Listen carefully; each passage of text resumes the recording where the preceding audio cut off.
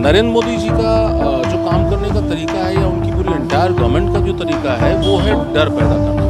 भय पैदा करो, भयभीत कर दो ताकि कोई आवाज़ ना उठाए। भाजपा जो प्रचार के माध्यम से अपना कह रही है 400 पार, तो मैं दावा करता हूँ कि भाजपा जो है 180 पार नहीं हो पाएगी। मोदी जी गुजरात अपन जा रहे हैं, झोला तैयार हो गया है उनका, झोला उठा के चल देंगे, लेकिन झोले की जांच होगी कि झोले में कितना पैसा और कितना धन भारत का लेके जा रहे हैं, इसको बताना पड़ेगा। किसानों के साथ किस तरह से अत्याचार हो रहा है, उनको जो जिस रास्ते वो निकलना चाहते हैं उस पर आप कील गाड़ दे रहे हैं, कैसा बर्ताव कर रहे हैं। जिस तरह से इस सरकार में महिलाओं पे अपराध बढ़ा है, लगातार इस सरकार में सामूहिक दलित हत्याएं हुई है, इसका जवाब इस जनता सन 2024 में देना चाहती है। लोकसभा चुनाव 2024 अब नज़दीक है, महज 10 दिन ही बचे हैं और तमाम पार्टियां अपने प्रचार प्रसार में जुटी हुई हैं। इसी बीच हम मौजूद हैं उत्तर प्रदेश की राजधानी लखनऊ में, तो आइए यहाँ के लोगों से बातचीत करते हैं कि क्या लगता है इस बार सत्ता में कौन आने वाला है।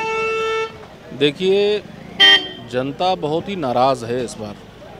जिस तरीके से बीजेपी गवर्नमेंट ने 10 वर्ष लगातार झूठे वादे किए, जुमले फेंके, 5 किलो राशन में लोगों को उलझाया, गरीबों को, किसानों के लिए कुछ नहीं किया, उनकी हालत बहुत ही बदतर होती चली जा रही है। रोज़गार नहीं है नौजवानों के पास में, और भी बहुत सारे श्रमिकों के पास काम नहीं है। नरेगा को ख़त्म कर दिया जो बिल्कुल बैकबोन थी ग्रामीण अंचल के लिए। तो लोगों की समझ में आने लगा है कि something is going to be wrong. जनता बोल नहीं रही है। नरेंद्र मोदी जी का जो काम करने का तरीका है या उनकी पूरी एंटायर गवर्नमेंट का जो तरीका है वो है डर पैदा करना। भय पैदा करो, भयभीत कर दो ताकि कोई आवाज़ ना उठाए। जब इस तरीके की स्थितियां जब आई हैं तब आप देखिए कि एक क्रांति हुई है। ये चुनाव नहीं है, ये एक क्रांति है जो होने वाली है। और आप देखिएगा कि 2024 में ये जो गवर्नमेंट है अभी वर्तमान में, ये धराशायी हो जाएगी। अच्छा, अगर कांग्रेस आती है सत्ता में तो क्या परिवर्तन आएगा? क्या विकास जो 10 सालों में अभी तक नहीं हुआ, बीजेपी सरकार में नहीं हुआ, ऐसा क्या परिवर्तन आएगा? देखिए, मौलिक आधार पर कांग्रेस काम करती है, मौलिकता पे काम करती है।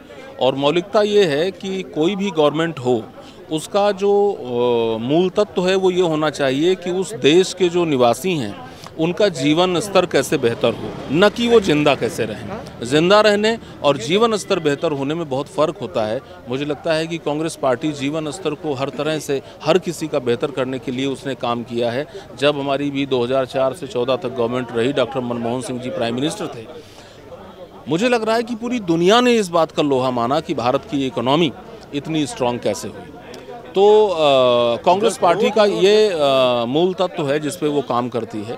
और मुझे लग रहा है कि हम जब हमारी पार्टी की गवर्नमेंट बनेगी तो हमारे जो लीडर्स हैं, हमारी गवर्नमेंट की स्ट्रैटेजी भी यही रहेगी कि किसान, नौजवान, ये सभी लोग, मिडिल क्लास है हमारा, लोअर मिडिल क्लास है, अपर मिडिल क्लास है, इन सारे लोगों को शिक्षा की व्यवस्थाएं, स्वास्थ्य की व्यवस्थाएं, जो हमारी बेसिक नीड्स हैं, इन पर काम होना चाहिए, न कि ऐसी बातों को समाज में दिग्भ्रमित करके कि लोग बहकावे में आएँ और मूल तत्व से हट जाएं। क्या लगता है इस बार किसकी सरकार आने वाली है?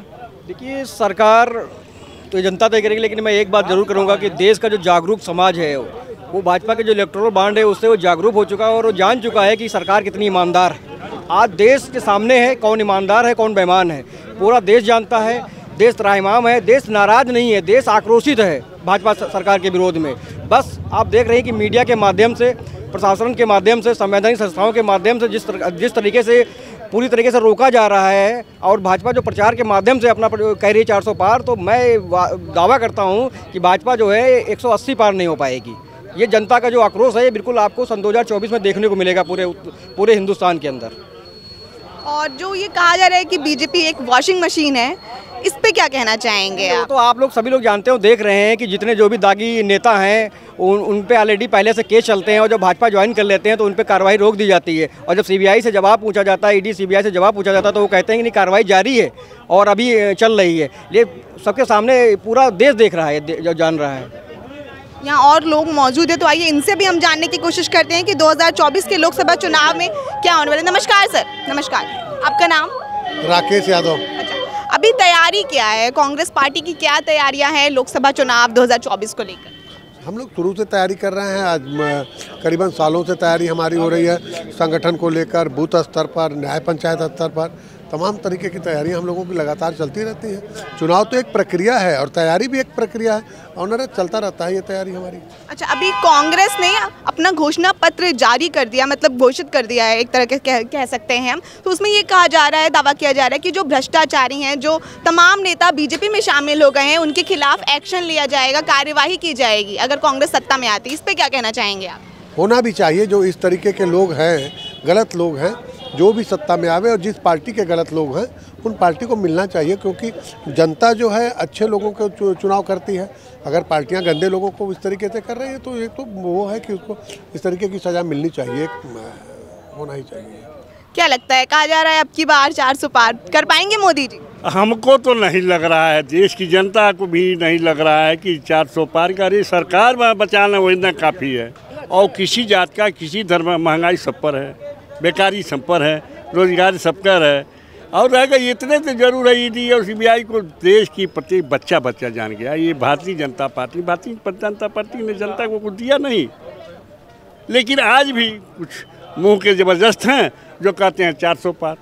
आपको भी विश्वास नहीं होगा 400 पार मिलेगा? बोलिए, आपको है? अरे हम आपसे बात करें, आप बताइए, हम आपकी राय जानना चाहते हैं। मेरे समझ से 400 पार तो हम जानते हैं, वो बीत गया दिन राजीव गांधी का, इसके अलावा कोई नहीं है। अच्छा, अगर कांग्रेस सत्ता में आती है तो विकास किस स्तर पर जाएगा? जैसे 10 सालों में जो विकास नहीं हुआ। आपने जब से कांग्रेस आई, दिनों दिन प्रति कांग्रेस विकास किया। जिस देश में सुई नहीं बनती थी, उस देश में कहाँ से कहाँ तक हो गया। यही चुनाव है जो चल रहा है 2024 का। पहले एक ट्रेन गोरखपुर आने वाले डॉक्टर भानु प्रताप सिन्हा में, एक ट्रेन से लोग आते जाते थे। धीरे धीरे विकास हुआ। आज अभी आए हैं तो कुछ किए हैं, केवल इसके अलावा तो और नहीं कुछ किए। कहेंगे कि सड़क बनवा दीजिए, सड़क भी तो वो टूटी फूटी गरी किसी सड़कों में। लेकिन बेकारी मूलभूत है, बेकारी, बेरोजगारी, महंगाई, ये सब मूलभूत चीज़ें जो है। गैस का दाम क्या है, खाद का दाम क्या है, बीज का काम है। हिंदुस्तान कृषि आधारित देश है, और इस आधारित देश पर सारे लोग त्रास्त हैं। अपने घर की जाति और धर्म के नाम पर वोट है, हो सकता है कुछ वो भी पा जाए, लेकिन सत्ता में नहीं आई है। क्या लगता है इस बार मोदी जी हैट्रिक मार पाएंगे? मोदी जी गुजरात वापस जा रहे हैं, झोला तैयार हो गया है उनका, झोला उठा के चल देंगे। लेकिन झोले की जांच होगी कि झोले में कितना पैसा और कितना धन भारत का लेके जा रहे हैं, इसको बताना पड़ेगा इनको। जो वादे इन्होंने किए थे 2014 में, 2019 में, अपना संकल्प तो उठा के मोदी जी देखें। इन्होंने कहा था हर साल 2 करोड़ युवाओं को रोजगार देंगे। 10 साल में 20 करोड़ रोजगार कहाँ है? महिला सुरक्षा की बात करते थे, मणिपुर इनको दिखता नहीं है। किसान की फसल को दोगुनी करने का वादा किया था। किसान जब धरने पर बैठे तो कहते खालिस्तानी है, पाकिस्तानी है, आतंकवादी है। ये प्रधानमंत्री का आचरण है, और प्रधानमंत्री का स्तर तो इतना गिर गया है कि शौचालय के बाहर इनकी तस्वीरें लगी हैं। किसी यूनिवर्सिटी और किसी कॉलेज के बाहर की तस्वीर नहीं लिखेगी आपको, लेकिन शौचालय के बाहर जरूर दिख जाएगी। शौचालय के बाहर आपको दिख गई इनकी तस्वीर? पूरे हिंदुस्तान में चले जाइए, दिल्ली चले जाइए, लखनऊ चले, कहीं पर देख लीजिए, हर जगह मोदी जी की तस्वीर लगी है। बाहर लिखते हैं फिर एक बार मोदी सरकार। हम वोट देने को तैयार हैं, लेकिन किस आधार पर वोट लेंगे बताएं? राम के आधार पर कि काम के आधार पर? ये कहते हैं कि एक वोट राम के नाम, हम कहते हैं एक वोट काम के नाम। आप काम गिनाओ, वोट लो, क्योंकि आप काम गिना नहीं पाओगे तो वोट आपको मिलेगा नहीं। तो इस बार आप किसे वोट दे रहे हैं? इंडिया गठबंधन की सरकार 2024 में बनने जा रही है। 4 जून को हम सब आपको मिठाई खिलाएंगे, बधाई देंगे, क्योंकि ये सवाल देश की पत्रकारिता का, लोकतंत्र का और संविधान को बचाने का है। क्योंकि आज पत्रकारों को परेशानी हो रही है, वो सवाल नहीं पूछ पा रहे हैं। 10 साल हो गए, प्रधानमंत्री एक प्रेस कॉन्फ्रेंस नहीं कर पाए। इतना डर है, इतना सहम है, इतना कायर प्रधानमंत्री हमारे देश का है। सरकार, ये सब सवाल है युवाओं के, ये बताना पड़ेगा इनको। उनका स्तर बहुत गिर चुका है। सारे विपक्षी नेताओं पर ईडी सीबीआई के छापे, ये कभी जीवन में नहीं हुआ, इतिहास में नहीं हुआ। एक देश के, प्रदेश के मुख्यमंत्री को जेल में डालना, सबके पास अपना वोट बैंक है, सब 2024 में इनको हराने जा रहे हैं। इसीलिए पूरी ताकत से इंडिया गठबंधन को तोड़ने का प्रयास कर रहे हैं, लेकिन तोड़ नहीं पाएंगे। एक केजरीवाल जेल में गया, 1000 केजरीवाल पैदा हो गए हैं। तो ये बताना पड़ेगा इनको 2024 में किस मुद्दे पे ये चुनाव लड़ने जा रहे हैं। चलिए, और यहाँ पे लोग मौजूद हैं, तो आइए इनसे भी हम जानते हैं कि आखिर अब जो सत्ता आने वाली है वो किसकी आने वाली है। क्या आपका नाम? मेरा नाम अखिलेश सिंह चौहान है। अच्छा, आप किस आधार पे इस बार वोट देने वाले हैं? किस मुद्दे पे आप वोट देंगे, और क्या लगता है सरकार किसकी आएगी इस बार? मुद्दा तो कई हैं, बेरोजगारी है, महंगाई है, किसानों का मुद्दा है, बिजली का मुद्दा है, बहुत सारी मुद्दा है। ऐसी सारी मुद्दाएं हैं कि हम गिनाते चले जाएंगे कम पड़ जाएगा। तो इस बार बदलाव जनता चाहती है, युवा चाहता है, कर्मचारी वर्ग चाहता है, किसान चाहता है और इस बार बदलाव होना तय है। मतलब 400 पार नहीं हो पाएंगे? 400 पार तो बहुत बड़ी बात हो गई, वो 40 पार कर लें यही बहुत बड़ी बात हो जाएगी। 40 पार करना ही मुश्किल हो जाएगा। तो यहाँ हम और भी लोगों से जानते हैं कि क्या लगता है कि अब जो सत्ता में सरकार आने वाली है, जो लोकसभा चुनाव अब 10 दिन महज बचे हैं, तो क्या होने वाला है? आप किस आधार पे, किस मुद्दे पे वोट देंगे?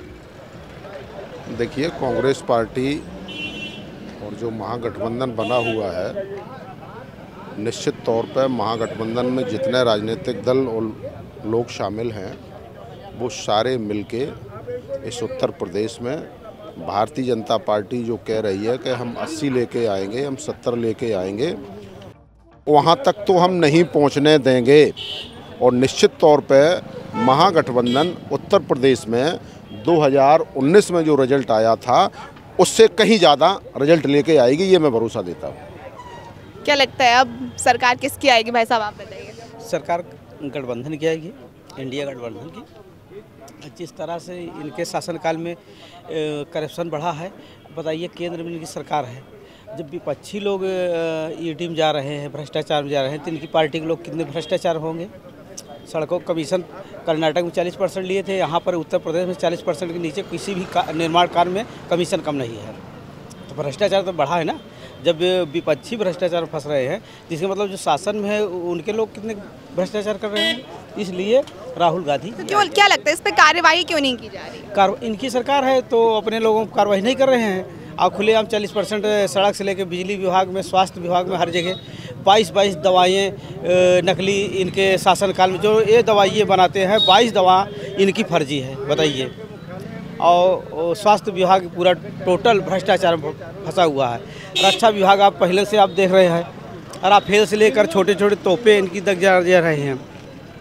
और चीन जैसे, पाकिस्तान जैसे देशों से लड़ाई नहीं लड़ रहे हैं। जो आर्थिक रूप से टूट गया है नेपाल, छोटे से टापू के लिए बहस कर रहे हैं। उसमें तो हम हमारे उत्तर प्रदेश को होमगार्ड चले जाए तो उस पर छोड़ के भाग जाए श्रीलंका। क्या लगता है भाई साहब, 400 पार हो पाएगा? मोदी जी हैट्रिक ला पाएंगे? वाराणसी से फिर से वो चुनाव लड़ रहे हैं, और क्या लगता है इस बार क्या परिणाम आने वाले हैं? देखिए, इस बार बहुत आश्चर्यचकित परिणाम आएगा। जिस तरह से नौजवान रोजगार के नाम से ठगा हुआ महसूस कर रहा है, जिस तरह से प्रधानमंत्री मोदी जी हर वर्ष 2 करोड़ रोजगार की बात करते हैं, आज नौजवान को रोजगार नहीं मिल रहा। जो भी भर्ती अगर उसकी परीक्षा कराई भी जा रही है, उसको साजिश के तहत उसको पेपर लीक करा दिया जा रहा है। तो नौजवान जो एक नौकरी के लिए एक आस लेके पढ़ रहा है, माँ बाप का सपना पूरा करना चाहता है, आज उस कमरे में, जिस कमरे में पढ़ता है, उसमें आत्महत्या कर रहा है। इस सरकार से तंग है। किसान जो खेतों में काम करता है, उस खेत में आज आत्महत्या कर रहा है। बॉर्डर पे आप देखिए किसानों के साथ किस तरह से अत्याचार हो रहा है। उनको जो जिस रास्ते वो निकलना चाहते, उस पर आप कील गाड़ दे रहे हैं, कैसा बर्ताव कर रहे हैं। जिस तरह से इस सरकार में महिलाओं पे अपराध बढ़ा है, लगातार इस सरकार में सामूहिक दलित हत्याएं हुई है, इसका जवाब इस जनता सन 2024 में देना चाहती है। तो आप वोट किसे देने वाले हैं, तो किस मुद्दे पे देंगे? हम लोग चाहते हैं हिंदुस्तान के अंदर महंगाई कम हो, रोजगार मिले, और जिस तरह से दलितों पे अत्याचार हुआ है, जिस तरह से तमाम मुद्दे हैं, किसानों की आय दुगनी हो, तमाम जन्मीन मुद्दे, इस पे वोट देना चाहते हैं। इसलिए सन 2024 में मोदी का विदाई का रास्ता तय है, इसमें कोई दो राय नहीं। तो ये थे लखनऊ के कुछ लोग जिनका कहना है कि इस बार चुनाव में कुछ अलग होने वाला है, कुछ ऐसा जो सबको हैरान कर देगा। तो देखना बहुत दिलचस्प होगा कि इस बार लोकसभा चुनाव 2024 का रिजल्ट क्या आने वाला है। तब तक के लिए बने रहे हमारे साथ और देखते रहे #भारत न्यूज़। मैं हर्षित कौर, कैमरामैन मिराज खान के साथ।